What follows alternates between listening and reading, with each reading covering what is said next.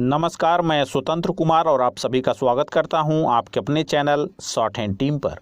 तो दोस्तों, आज के इस वीडियो में दैनिक जागरण के संपादकीय से 422 शब्दों के डिक्टेशन को हम लोग लेने वाले हैं। इसे हम दो अलग अलग स्पीड में लेंगे। पहली बार में 80 की स्पीड में, तो दूसरी और आखिरी बार में इसी डिक्टेशन को हम लोग 100 की स्पीड में लेने वाले हैं। अगर आपको इस डिक्टेशन की PDF की ज़रूरत है या इसमें आए हुए महत्वपूर्ण शब्दों के आउटलाइंस को जानना चाहते हैं तो आप हमारे टेलीग्राम ग्रुप को जरूर ज्वाइन कर लें। ग्रुप का लिंक इसी वीडियो के ठीक नीचे डिस्क्रिप्शन बॉक्स में आपको मिल जाएगा। तो 80 की स्पीड में आपका डिक्टेशन स्टार्ट होगा 5 सेकेंड के बाद। तब तक के लिए आप रेडी रहें।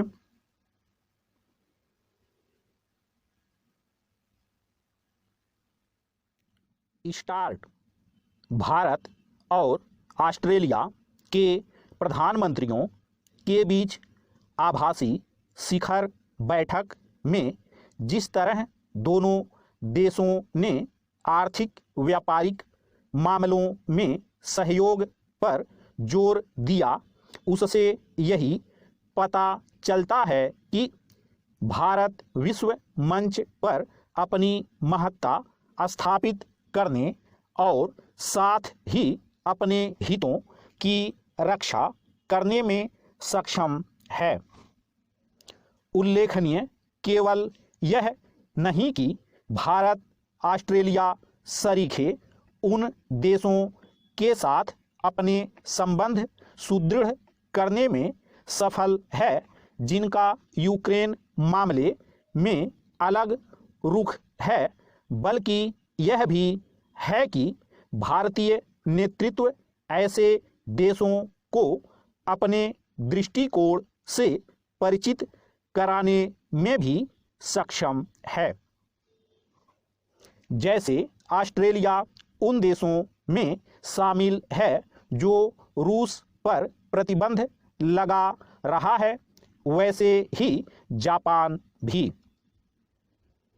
पिछले दिनों नई दिल्ली आए जापान के प्रधानमंत्री भी ऑस्ट्रेलियाई प्रधानमंत्री की तरह यूक्रेन मामले में भारत के नज़रिए से सहमति व्यक्त करते दिखे। ये दोनों देश भारत की भागीदारी वाले उस क्वाड समूह का हिस्सा हैं जिसका एक सदस्य अमेरिका भी है, और यह किसी से छिपा नहीं कि संयुक्त राष्ट्र में रूस के खिलाफ मतदान के समय अनुपस्थित रहने के बाद भी वाशिंगटन ने न केवल संयत एवं संतुलित प्रतिक्रिया व्यक्त की, बल्कि भारत पर इसके लिए अनुचित दबाव बनाने से भी बचा कि वह उसके पाले में खड़ा हो। पैरा। इसकी अनदेखी नहीं की जानी चाहिए कि जब जापान और ऑस्ट्रेलिया समेत अमेरिका के अन्य सहयोगी देश रूस पर प्रतिबंध लगा रहे हैं, तब भारत ने उससे कच्चा तेल खरीदने का फैसला किया। इस फैसले के माध्यम से भारत ने विश्व समुदाय को यही संदेश दिया कि उसके लिए अपने हितों की रक्षा सर्वोपरि है। इस संदेश को विश्व के प्रमुख देशों ने जिस तरह समझा और स्वीकारा, वह अंतर्राष्ट्रीय स्तर पर भारत के बढ़ते कद का परिचायक है। इसका श्रेय प्रधानमंत्री नरेंद्र मोदी को जाता है, जो अंतर्राष्ट्रीय संबंधों के मामले में भारतीय हितों को सर्वोच्च वरीयता देने और साथ ही स्वतंत्र विदेश नीति पर कायम रहने के अपने संदेश को बार बार व्यक्त करते रहते हैं।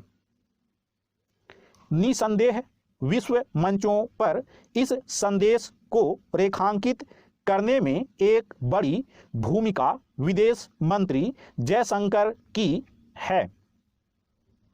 कोरोना और फिर यूक्रेन संकट के दौरान उन्होंने अंतर्राष्ट्रीय स्तर पर जैसी सक्रियता दिखाई, उसकी मिसाल मिलना कठिन है। भारत की यही कूटनीतिक सक्रियता यूक्रेन में फंसे हजारों भारतीय छात्रों को निकालने में मददगार बनी, लेकिन कांग्रेस और कुछ अन्य विपक्षी दलों ने उसे देखने समझने से तो इनकार किया ही, उल्टे मोदी सरकार की बेवजह आलोचना भी की। अंधविरोध से उपजी इस आलोचना का कहीं कोई मूल्य महत्व नहीं था, क्योंकि युद्ध क्षेत्र में फंसे लोगों को निकालना आसान नहीं होता। स्टॉप।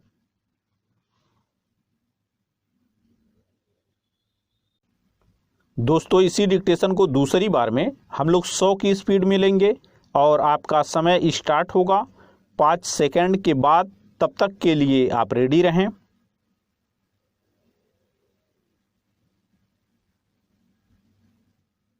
स्टार्ट।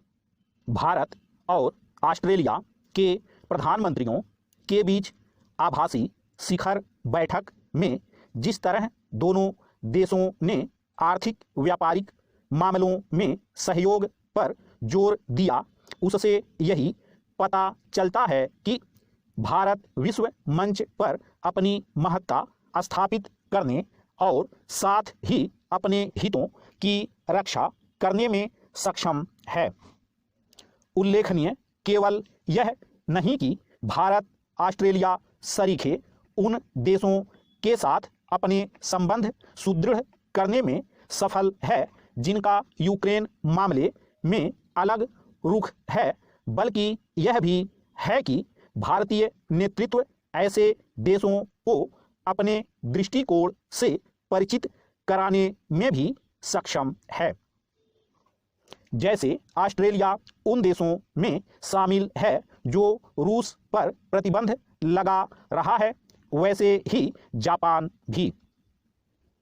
पिछले दिनों नई दिल्ली आए जापान के प्रधानमंत्री भी ऑस्ट्रेलियाई प्रधानमंत्री की तरह यूक्रेन मामले में भारत के नजरिए से सहमति व्यक्त करते दिखे।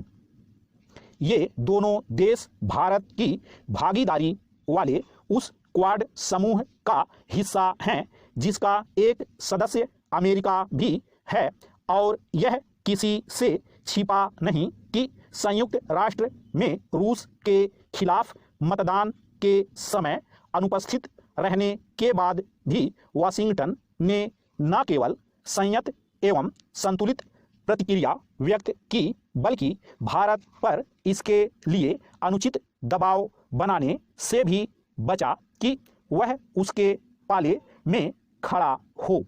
पैरा।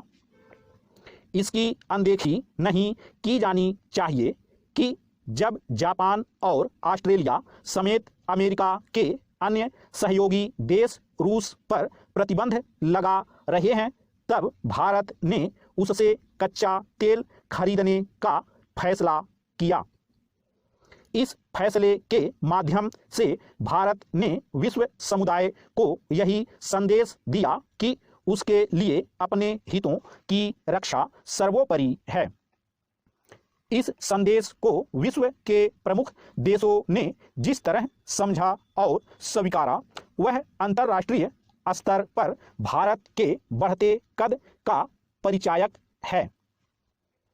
इसका श्रेय प्रधानमंत्री नरेंद्र मोदी को जाता है, जो अंतर्राष्ट्रीय संबंधों के मामले में भारतीय हितों को सर्वोच्च वरीयता देने और साथ ही स्वतंत्र विदेश नीति पर कायम रहने के अपने संदेश को बार बार व्यक्त करते रहते हैं।